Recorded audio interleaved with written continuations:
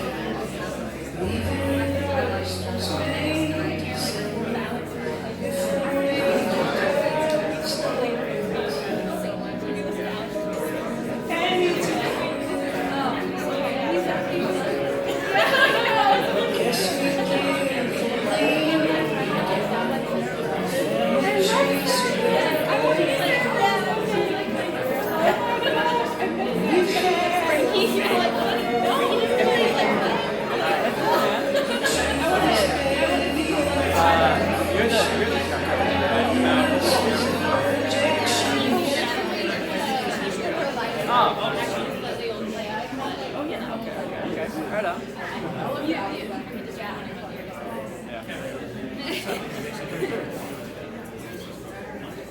I believe that good sportsmanship and honesty are more important than just about anything when it comes to sports. So I took it upon myself to share that lesson with the next generation of professional athletes, kids, by hooking them up to a fake lie detector and driving them crazy. And here's how that went.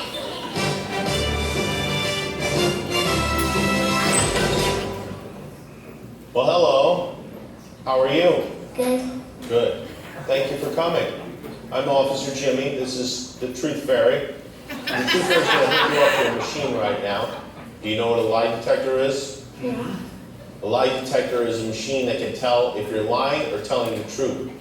So you must always tell the truth, okay? Okay. All right. And then we're going to put this on your head, and we'll be all ready to go. Wow. That's right. It's got more gel than you, Truth. Yeah, yeah. Do you gel your hair? Yes. Okay. All right. Let's start with your name. What is your name? Blake, Okay, very good. How old are you, Blake? 7 years old. 7 years old. What grade are you in? First grade. Do you like school? Yeah. Do you like school? No. No. Science. You're bad at science? Yeah. You don't like science? No. It's boring. Yeah. What courses do you like? Math. You like math? Yeah. Okay. What's 8 plus 8? 16. 14.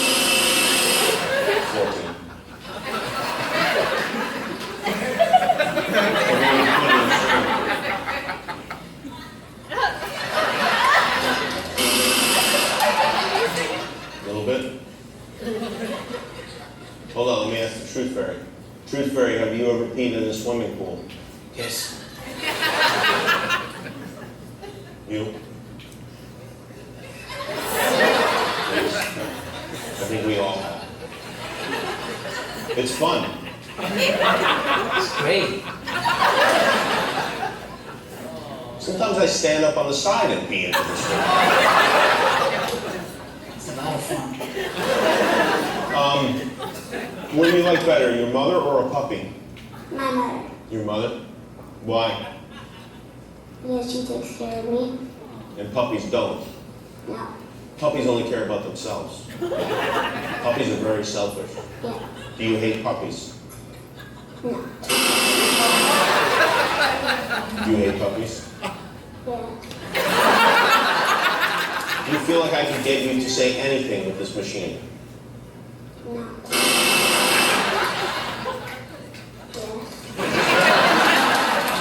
Who do you think is smarter, your mom or dad? Dad. Dad? Why is dad smarter? He knows way more history. He knows more history. Does your mom ever do dumb things? No. Does mom ever do dumb things? Yes. She does. What kind of dumb things does she do? She says bad words. Oh, she says bad words. Like the really bad words? Yeah. Whoa. Do you ever say bad words? No. Sometimes? A little bit. A little bit. What are some of your favorite bad words?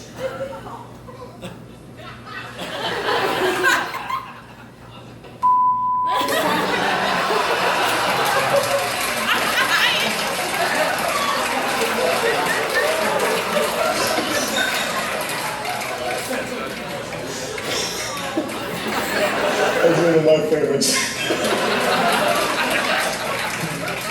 I don't know if we can continue with this. Thank you, Blake.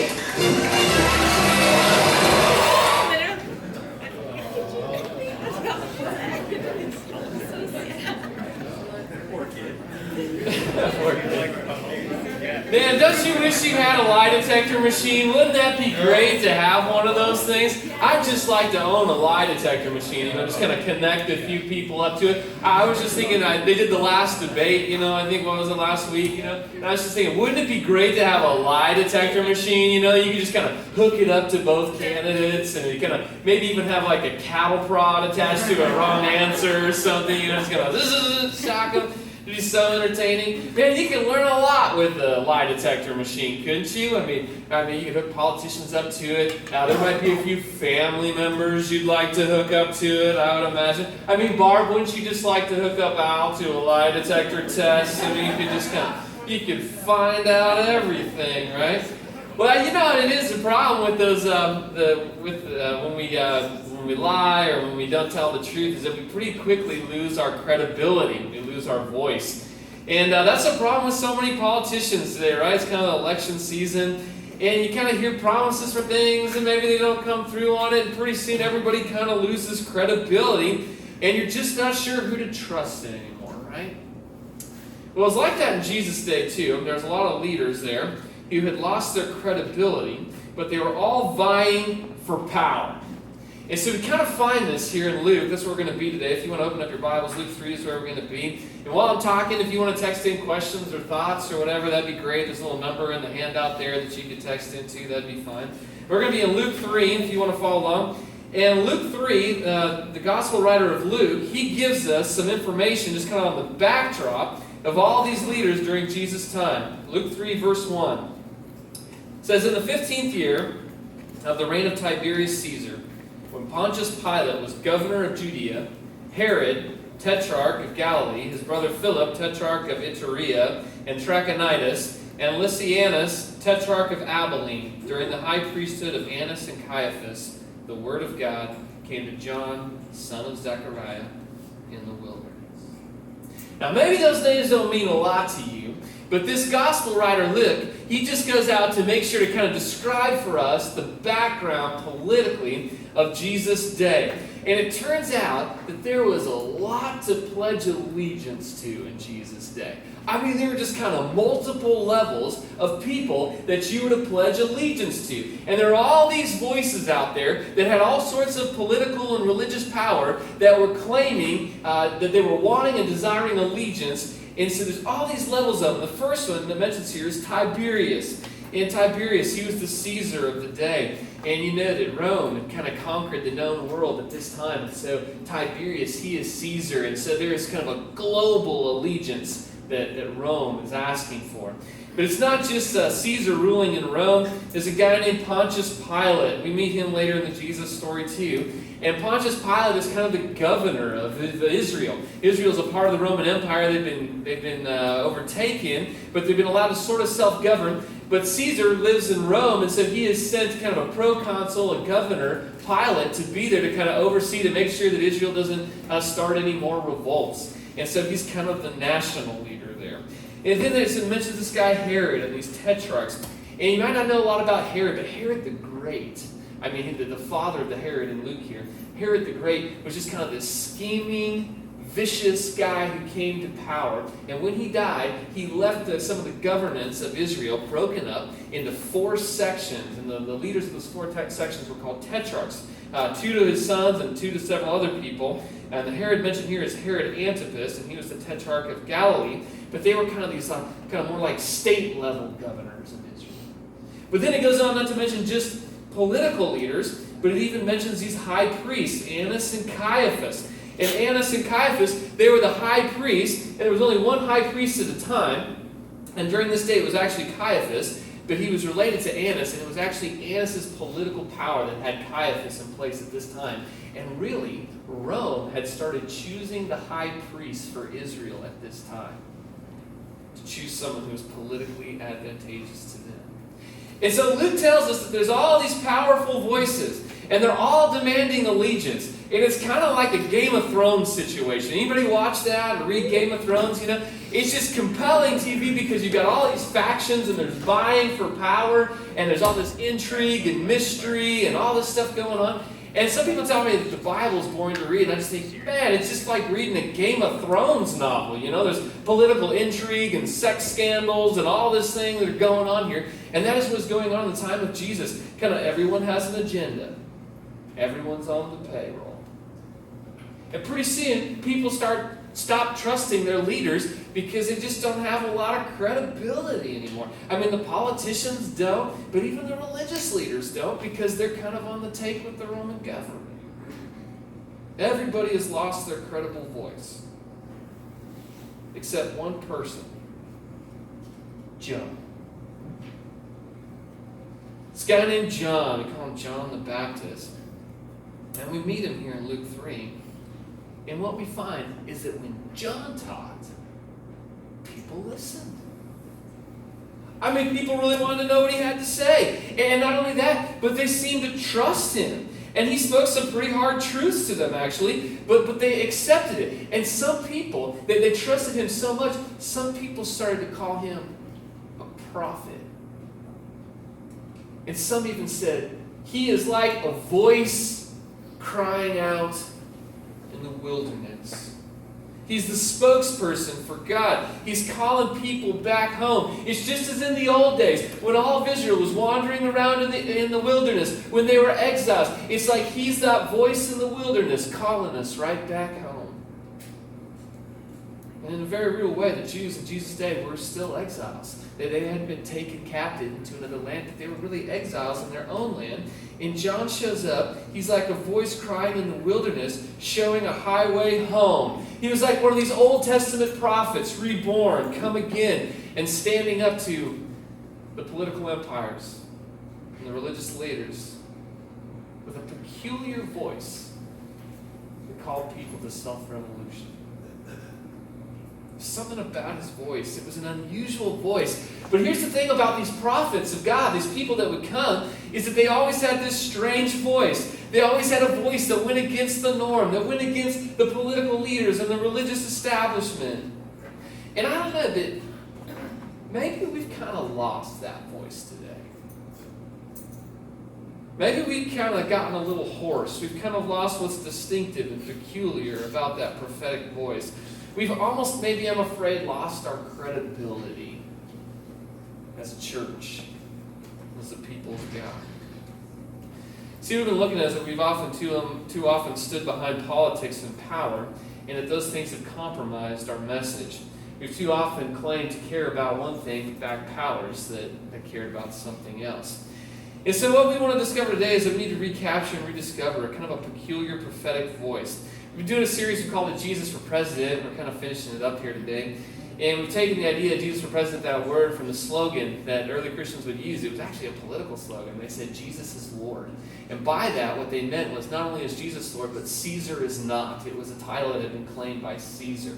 And Christians were claiming their primary allegiance to Jesus above and over Caesar himself. And what I hope we've been learning through this whole thing is that today we've become, in our culture today, really the church, we've often become so addicted to the power over methods of the kingdoms of this world that we have become so addicted to those things that our claims of a power under Lord have become less credible.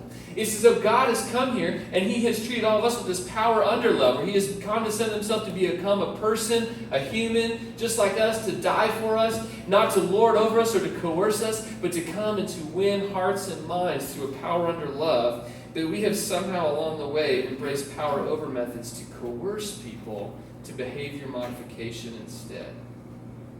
And because of this, people often aren't sure how to distinguish our politics from our religion. Sometimes we haven't really wanted them to. And there's a real danger in that. That's what we've been learning in this series. There's a real danger when our politics get messed up into our religion, because what happens is it really pollutes our religion. Jesus said it this way. He says, you're to be the salt of the earth. But what happens when we mix those things is we often lose our saltiness. We lose our distinctiveness, the peculiarity about what it means to live in the kingdom of God. And Jesus says when you lose that peculiarness, when you lose that saltiness, it's worthless. And so we want to find our voice again. So we want to look at John here today. He had kind of a peculiar prophetic voice. He was a little strange. But maybe there's some good takeaways here for us. Let's look here, verse 3. Here's John. Luke 3, verse 3. John the Baptist, he went into all the country around the Jordan, preaching a baptism of repentance for the forgiveness of sins. As is written in the book of the words of Isaiah the prophet, a voice of one calling in the wilderness, prepare the way for the Lord, make straight paths for Him. Every valley shall be filled in, every mountain and hill made low. The crooked road shall become straight, the rough way smooth, and all people will see God's salvation. Now, some interesting things about the prophetic voice here. In the first one, we don't even see a lot in Luke, but if you read in some of the other Gospels, we get another picture of John the Baptist here. And what we learn from him is that the prophetic voice, it often speaks louder with actions than it does words. And you don't learn a lot about John here, but it's not that John just preached with a powerful voice. He apparently lived a very strange and peculiar life. Okay? If you know anything about John the Baptist, this is a guy, he just kind of lived out in the wilderness. It's no wonder they said he was like a voice calling out in the wilderness. He just kind of lived out in the sticks somewhere, didn't appear to have a home. He was kind of an itinerant, vagrant wanderer who just kind of went around preaching to different people. He apparently didn't have much money or possessions. The Bible says he had clothes made out of camel hair, and I'm assuming that's not a beautiful type of clothing, you know. And in fact, here's what he ate: locusts dipped in honey. Doesn't that sound good? You know, just kind of dip some locusts in honey here. It's probably a delicacy somewhere, but that's just kind of what he ate. And he's just kind of this peculiar person. But the thing about him is he wasn't beholden to anyone. He wasn't on the take. And so when he would speak, people would listen because he just didn't have any skin in the political game. There was just something so peculiar about him that you couldn't help but listen to him. I was in Central Oregon yesterday. I went down, my grandma gave us this trailer, and I drove down, I got to pick it up. And I was down there hanging out with some of my family members, and they introduced us to some friends of theirs, and we're down there. And we've been talking about things, and so I was sharing with them a little about, kind of what do you do? And I said, well, I'm a part-time substitute teacher. And they said, oh, that sounds fun, you know. And so my aunt and uncle said, yeah, but that's not all he does. He's also a hop farmer, you know. And so we started talking about that. I said, yeah, I grow hops in my backyard, you know, and I harvested, I kind of showed them pictures of all that and everything. And we started talking about all these different things. And then finally they said, so is that what you do for a living? You're a hop farmer, you know? And I said, well, no, they don't really pay me for that yet. You know, I just have to grow those on my own. But they said, well, what do you do, you know, then other than just kind of substitute teach? And I said, well, I'm a preacher. And they said, you're a preacher? I said, I never heard of a preacher who's a hop farmer. I've never even heard of that. And so, you know, they were just kind of like, and it's just so strange. They couldn't get over it. They kind of brought back to it several different times. You know, you're a hop farmer? Are you sure? Are you really growing hops in your backyard? I mean, they just couldn't believe it. It was so strange, you know. But it opened up this whole conversation with them that I don't know that we'd ever been able to have. You see, there's something about living a peculiar life that makes people ask some questions, isn't it? You see, Jesus was the same way, wasn't he? Itinerant, basically homeless, hangs out with the wrong crowd. Something peculiar about him. It's really hard to accuse Jesus of being too closely aligned with any particular power, religious or political. Most of the time, you don't even know where he stands on these particular issues. But there's something so peculiar about him that you listen to him. And I don't know, but I'm thinking that if we have a church, if we ever have any voice to share that we want anybody to really listen to, maybe we need to recover this a little bit. To live lives that are peculiar. You know, I know we vote every 4 years, right? You know, and you go into the booth and you can kind of vote for something. But in another way, aren't you just kind of voting with your life every single day in the things that you buy and the things that you support and the things that you give your life to? And if you just start kind of giving your life to the things that Jesus says that matter, I mean, you're going to start to live a pretty peculiar life. And I'm afraid if we miss out on that part, then our voice will never really be heard. You can say all the right things, but if your life doesn't back it up, it's just words in the wind. You see, what we learn from John and Jesus is that a peculiar prophetic voice, it must always be supported by a peculiar life, or it has no credibility. Here's what else it does, though. It speaks out against bad religion. First words from this peculiar voice that we find here in Luke 3 are really aimed at the religious. In verse 7 it says, John said to the crowds coming out to be baptized by him, "You brood of vipers! Isn't that a great evangelistic tool, you know? Kind of people show up. Nick Vinther walked in today and we were playing Beat It by Michael Jackson. And he walked in and he said, I walk in and you're playing Beat It? I guess I'll just leave, you know? That's kind of what Jesus does here. You know, people come to him and he says, you brood of vipers. Who warned you to flee from the coming wrath? Produce fruit in keeping with repentance and do not begin to say to yourselves, we have Abraham as our father. For I tell you that out of these stones God can raise up children for Abraham. The axe is already at the root of the trees, and every tree that does not produce good fruit will be cut down and thrown into the fire. That's some pretty strong words from Jesus, aren't there? Or from John here. Jesus has used a lot of similar words like this. But I mean, John's kind of his first words here are pretty strong language. He says, you bunch of snakes, to the religious people. And I mean, not just vipers here, but he says, you brood of vipers. He's talking about the little baby ones. And the little baby ones, they're kind of known to just kind of eat themselves out of their mother. I mean, you're not just a bunch of snakes. You're a brood of baby snakes.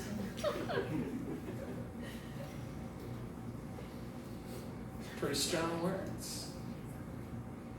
You see, he's calling out their religion. He's saying it's destructive, it's dangerous, it's harmful. And he's cursing.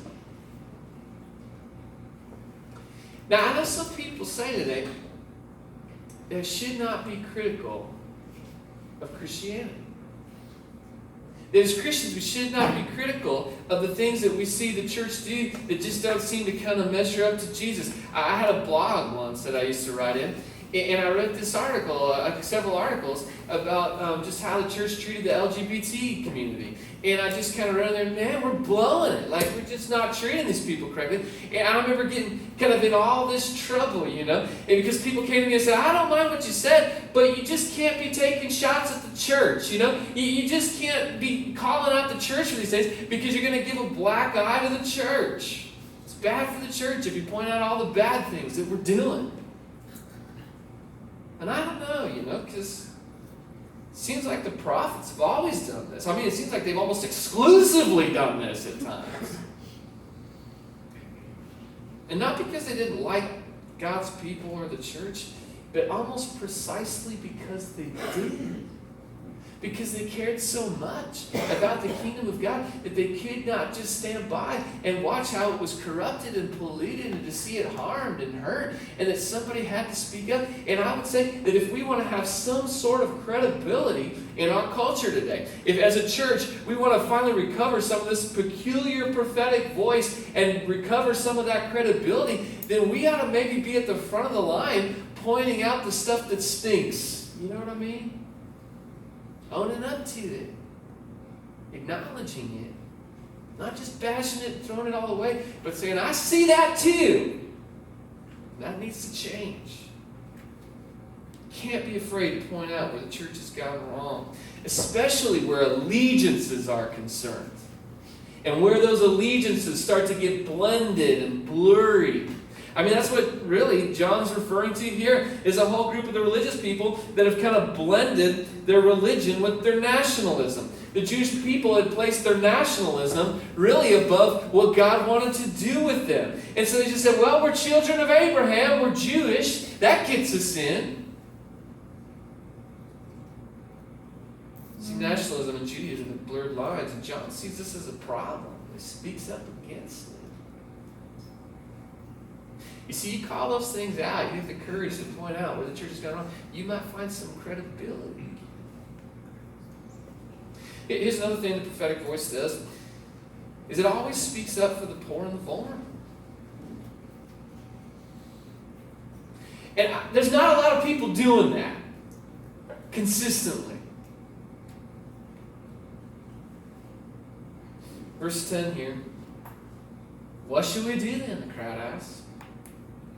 John answered, anyone who has 2 shirts should share with the one who has none.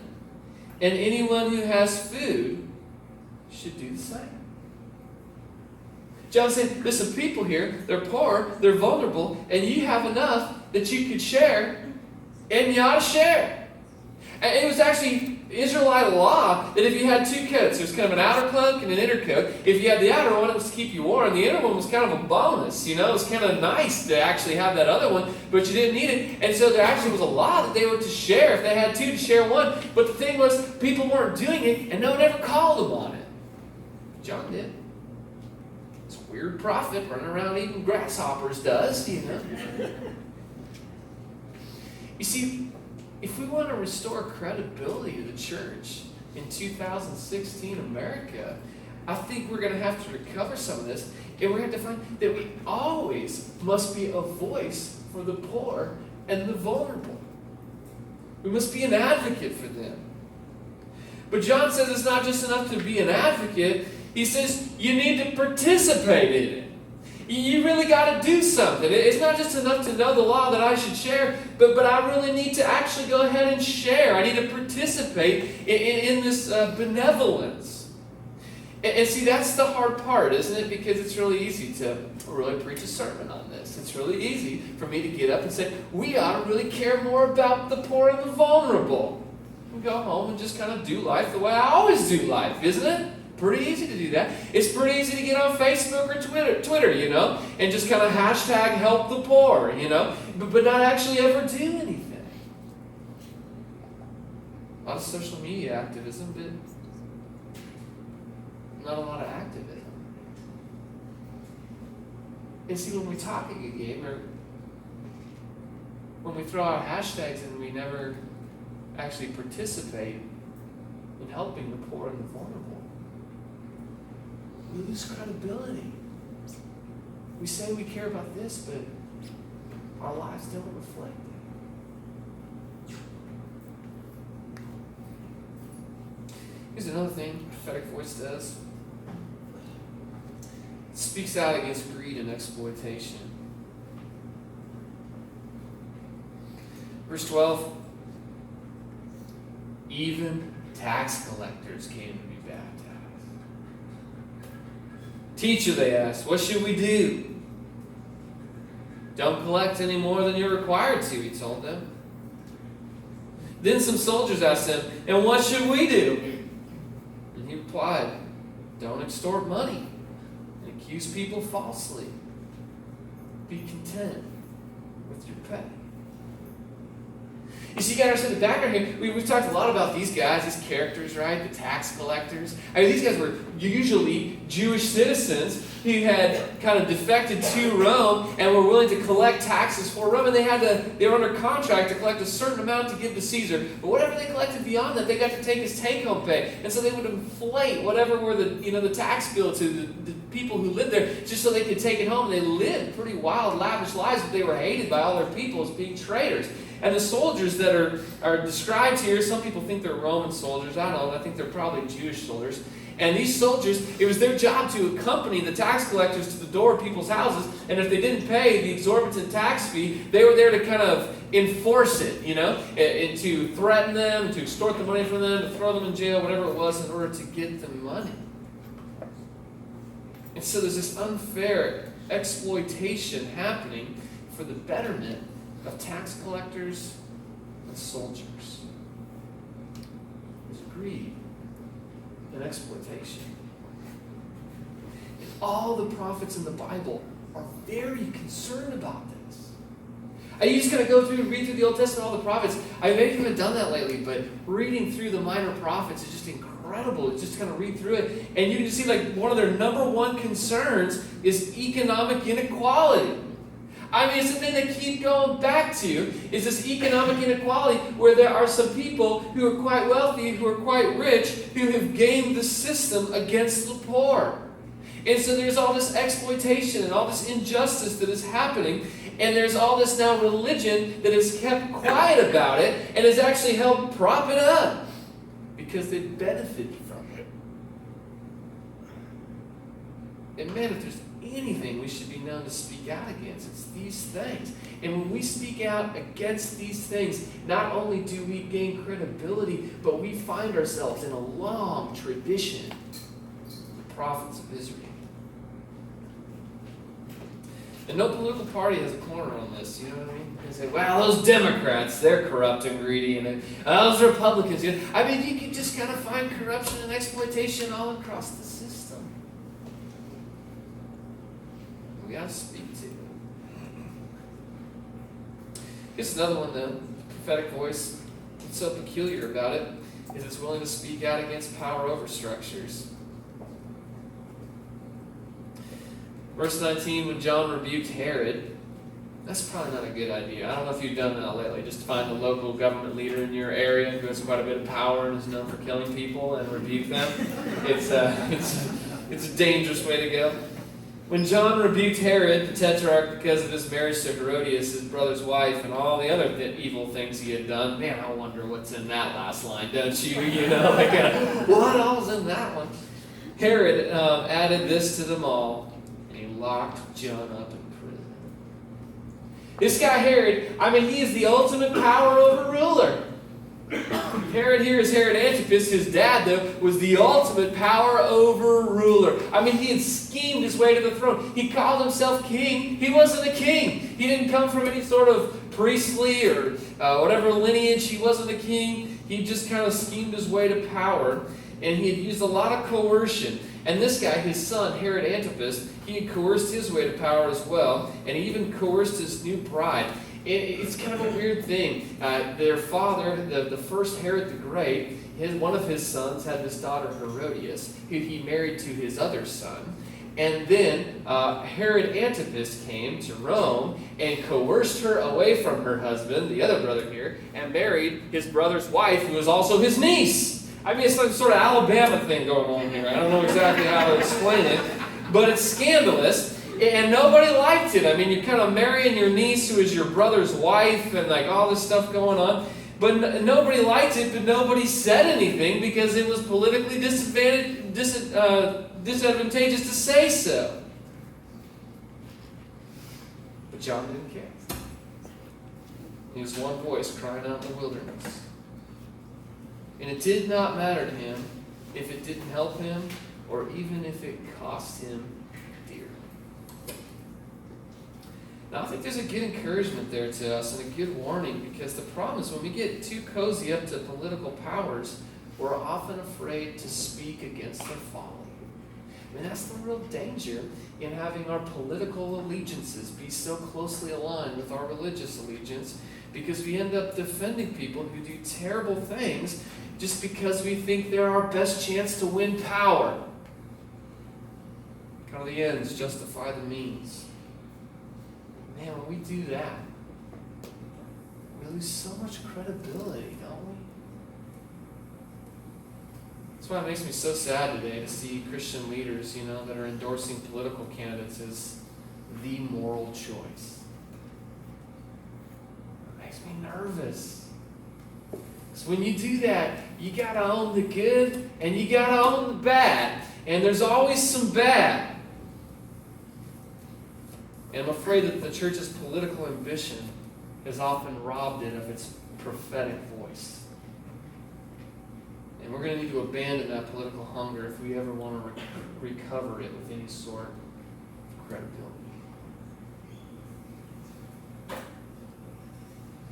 But for John, the strangest thing about his voice is that he's willing to do it in spite of all the consequences. What happens with John here, what we find it right at the end of our text, is he ends up going to jail for it. He's a peculiar man. He's a strange man. He lives a strange way. He says strange things that kind of upset the empire and the religious community. But when he says them, he ends up in jail. We don't know the rest of the story here in Luke's gospel, but in Matthew, we find out that he ends up being killed for it. They behead him for it. And I don't know, maybe that's a good caution right there, because you want to step into the prophetic role, that kind of comes through Israel's history and in the kingdom of God. There's good warning there that often the prophets are killed for it. Almost all the Old Testament prophets are killed. They upset the religious and the political powers around them, and they're killed for it. But understand this. They're never afraid to lose. They're never afraid to lose. They go willingly to their death sometimes, but they're never afraid to lose. And we often are, aren't we? We get so worked up needing to win. You know, we need our candidate to win. We need our party to win. And if our candidate doesn't win, then the world's going to end. You know, and if this person gets to power, then the country's going to fall apart. And it's just kind of all this fear rhetoric that happens. And we're so afraid that if something doesn't turn out, if we don't win, then everything will go to hell in a handbasket. See, the prophets, they didn't see it that way. They weren't afraid to lose. They weren't controlled by the fear rhetoric. They spoke out for God's kingdom, and they let what the kingdoms of the world do. They let them do their thing. They weren't afraid to lose. See, Jesus does this too, doesn't he? Ultimately, he goes to the cross. And at the cross, you could say, yeah, God needed a sacrifice in order to cover up our sin. And maybe that's true, but I don't know that God just needed a bunch of blood to cover over your sin. It's almost as if in the cross, what we finally discover is that God shows that power under triumphs over power over. That the power over kingdoms, they could do their very worst. I mean, they could take you right to the brink, to the absolute worst point where they string you up on a cross and kill you right to the point where everybody would say that you've lost. But it's right in that ultimate loss that God wins.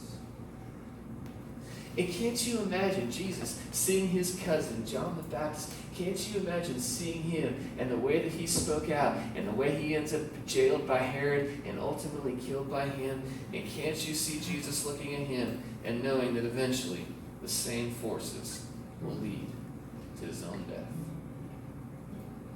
Does God kill Jesus? No, I don't think so. Power over kingdoms of the world killed Jesus.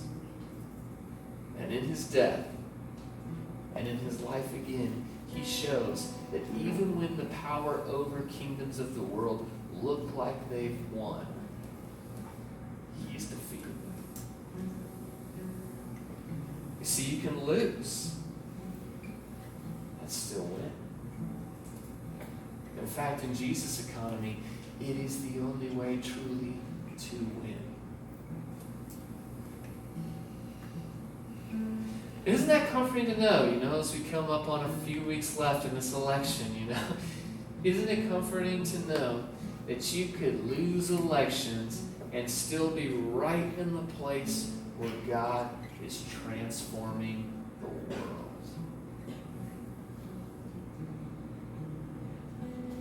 I was on Facebook this week and I came across this post from my friend Brian. We've looked at some stuff from him before, but he's in Spain right now. He takes a little sabbatical every fourth year during this part of the election time just to get away from all the politics and go to a foreign country and backpack. And he wrote this. He said, "You may not be able to go for a 500-mile walk across Spain to keep your sanity, but you could probably go for a nice long walk in the woods or at least a couple of times around the block. It will help keep your soul from falling into the vortex of craziness that is raging in America right now.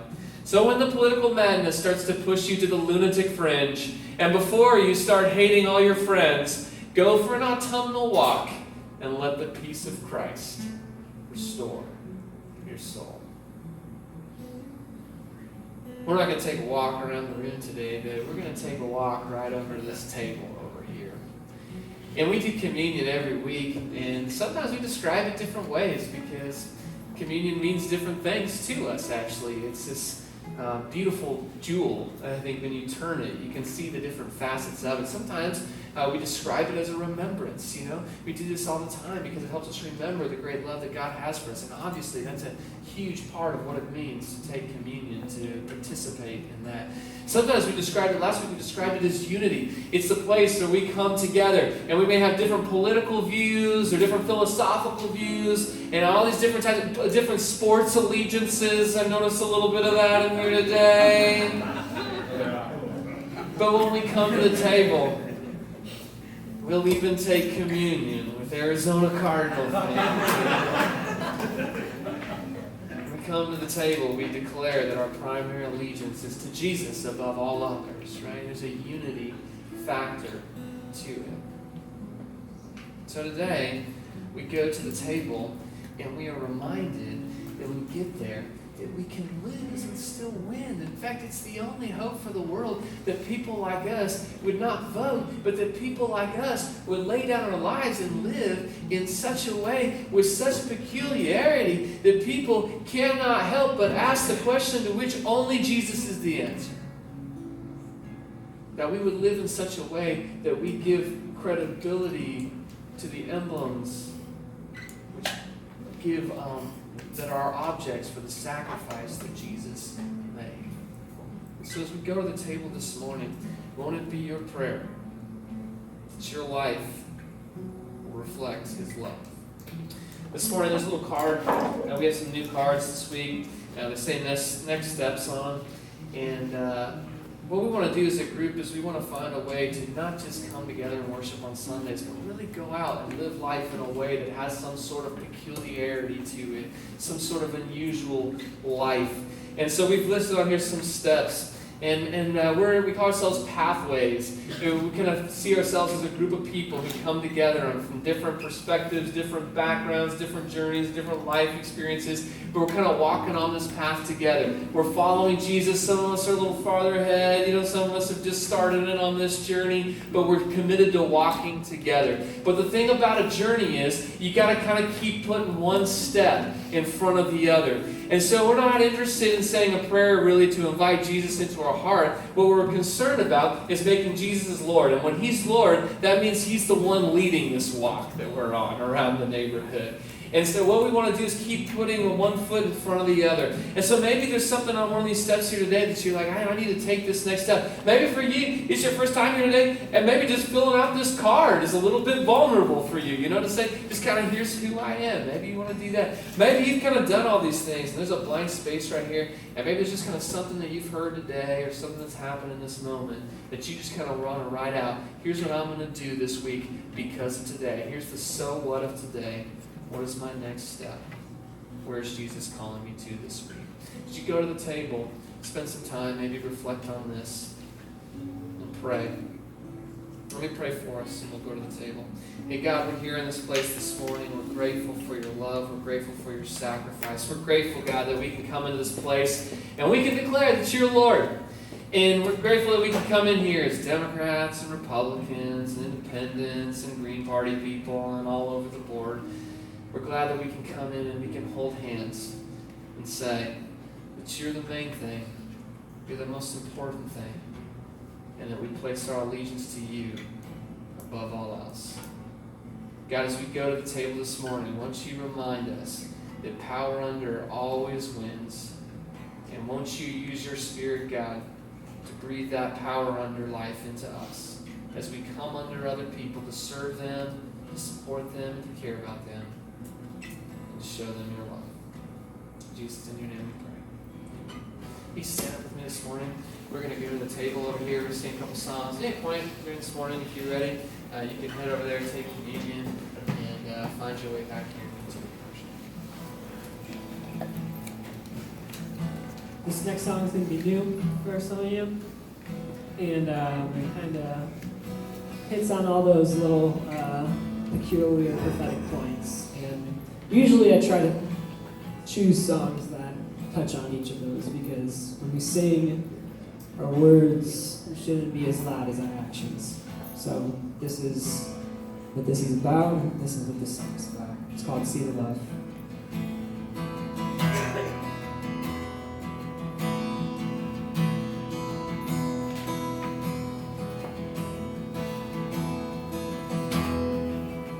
Every day we go to war again. We assume we know so much more than them before we hear what they have to say. And my brains, we start to hate again, calling them names again. Our peace away. I hope they see it, 'cause I wanna see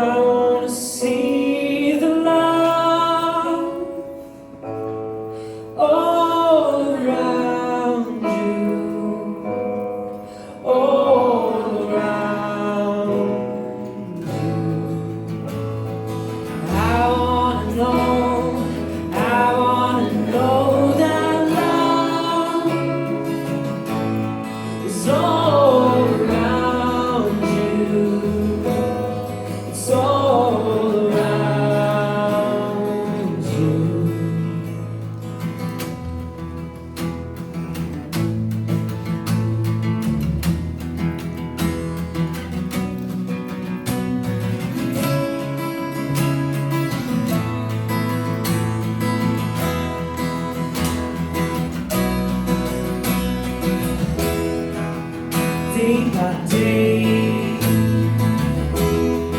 Hope fades away again. We know that there is pain cannot make it. Learn to feel, learn to begin again.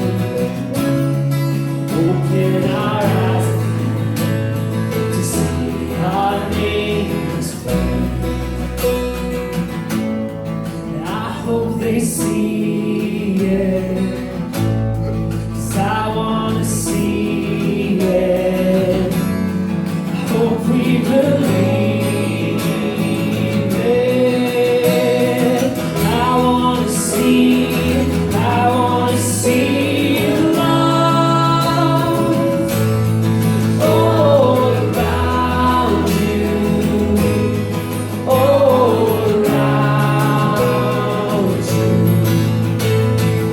I wanna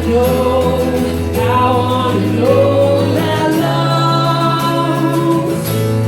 is all around you, is all around.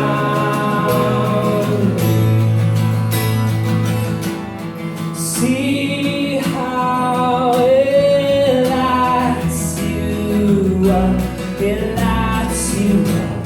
See how it lights you up, it lights you up. See how it lights you up, it lights you up. I wanna see the love all around you, all around you. I wanna know that love is all around you, it's all around.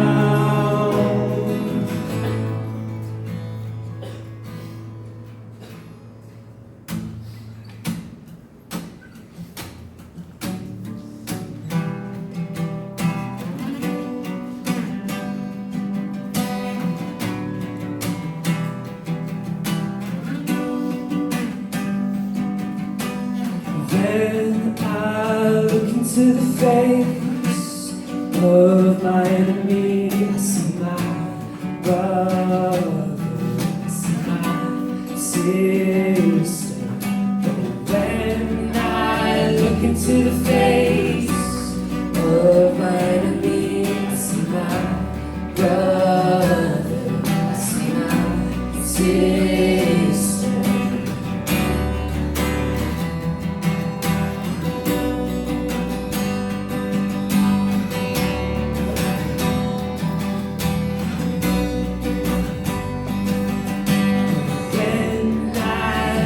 To the face of my enemy, I see my brother, I see my sister. When I look into the face of my enemy, I see my brother, I see my sister.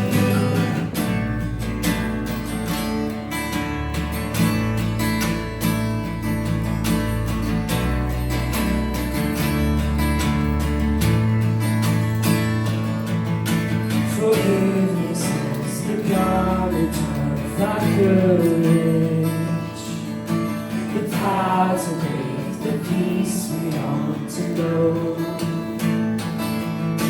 Forgiveness is the garment of our courage, the power to make the peace we ought to know. Open up our eyes to see the wounds of God, all of humankind. They are shattered.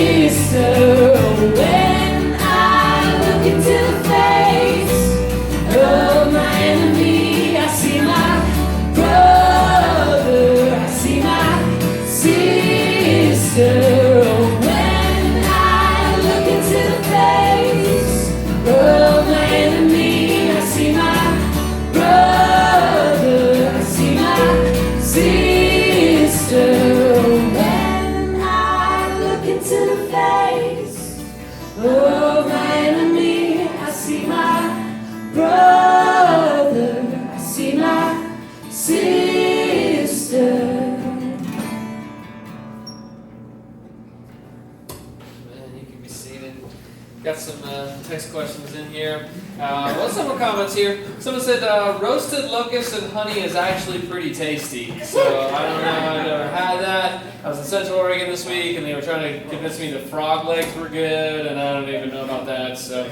And someone else here wrote 1,500 years of hop farming monks and they never heard of hop farming preachers. I know, seriously, right? Like the monks invented beer, I think, really. So anyway, so we have a few more, and I'll deal with some of those on the Drive Home podcast. Jason and I'll film one of those tomorrow. So I was just going to come down. They're going to collect up our, if you want to give, offering, they want to do that, or the next step cards. If you want to throw that in there, it'd be great. There's a giving station in the back as well. There's a little iPod set up on our hospitality table over there, and you can give that way if you'd like to do that as well. So as they come and collect that up, let me give you a couple announcements. First of all, today we have two meetings that are going on upstairs, right next to each other in the library. It's in a big room, so we're going to use two different sides of it. One of them is our Kick the Tires meeting luncheon, and so if you're kind of new here and you want to know a little bit more about this church, who we are, what we're all about, why do we meet in the high school cafeteria, how this church gets started, hear a little bit about our story and have some time to ask questions. We have a real light lunch and some stuff to give you. It's a real short time. We're usually get about 45 minutes to an hour. And if you want to join us for that, that'd be really great. Get a chance to meet you that way. And then the other thing that's going on is our missions team is having a meeting upstairs. And so if you're interested in going on their Africa trip next summer, they're headed to Malindi, Kenya, which is on the coast of Kenya. And a lot of us sponsor orphans through Christian Relief Fund over there. And so they're going to be sending a team over there to find out how we can better partner with them. So if you're interested, how much it costs, kind of learn a little bit about the fundraising they're going to be doing and what all it entails, you can pop up when we're done here as well. And then coming up on Halloween, it's trick-or-treat time. So my kids already have their costumes, and hopefully you do too. And we always go trick-or-treating. We go down to the Mill Creek Town Center, and we trick-or-treat down the Main Street there. And so if you want to join us, we're going to meet up right outside the Spotted Cow on Halloween at 4 p.m. And we can just trick-or-treat. It's a lot of fun. It's a real safe environment for families. You get to see all the other kids and adults' costumes that are pretty cool. Our whole family's going Star Wars themed, so it'll be pretty cool. So if you want to join us, meet us down there. Just pretty easy, loose event. We'll just kind of have fun together. So you're welcome to do that as well. One last thing today, as we get done, there's going to be another event here at some point today. So don't put away any chairs. I know it's like built into your head. You just want to grab a chair and stack it up, but fight that urge today. Just fight it. Don't do anything that way. We're going to leave it all set up there. Chairs wise for them. Okay. I think that's it. Yeah. I've got one more announcement. You do. I missed it already.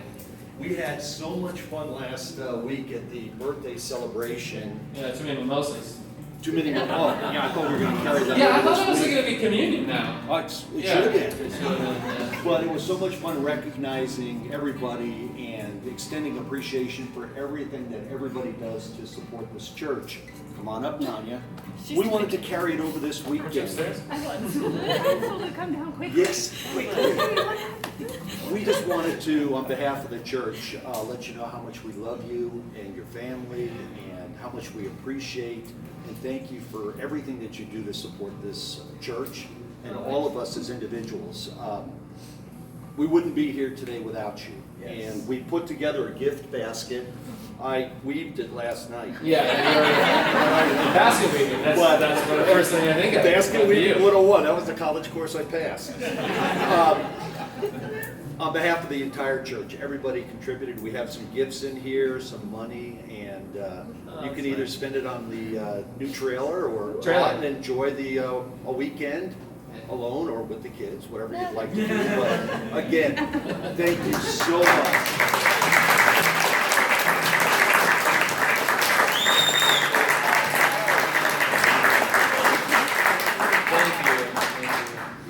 Yeah, so you get to embarrass me twice. That's not fair, Al. It was last week too. I was going to invite you to tailgate to keep that locust and honey dish. That's good. Oh, that's great. We love being a part of this church, and I mean, we wouldn't be here if it wasn't for you guys too. So we love that a lot. Why don't I pray us out of here? We're gonna sing actually, huh? Yeah. Why don't you stand up? We'll sing one final song. We'll head out of here. Hawks play what at 5? Okay. So when you look into the eyes of your enemy, you see your brother and sister. So when you say hi to the Rogers on the way out and you look into the eyes of your enemy, remember they're your brother and your sister as well, right? Okay, remember that.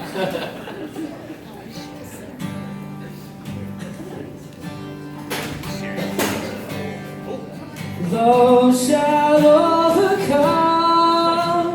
Those shall overcome. Those shall overcome. Those shall overcome. When the bullet flies and somebody dies, can we overcome? Can we overcome? When all we see is inequality, can we overcome? Can we overcome? Those shall overcome. Those shall overcome.